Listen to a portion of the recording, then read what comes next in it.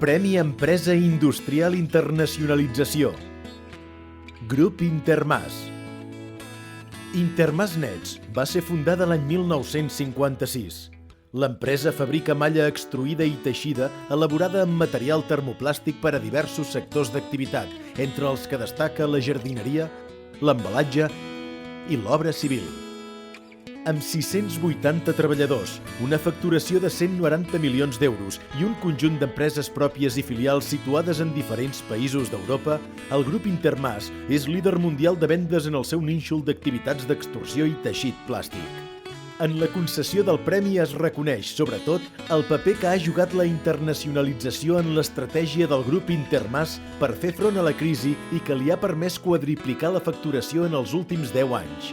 La política decidida d'implantació internacional de l'empresa ha estat possible gràcies a la recerca constant de noves oportunitats i a la voluntat i capacitat de l'empresa a l'hora d'assumir riscos. El projecte d'internacionalització del grup Intermas és un projecte sòlid i consolidat.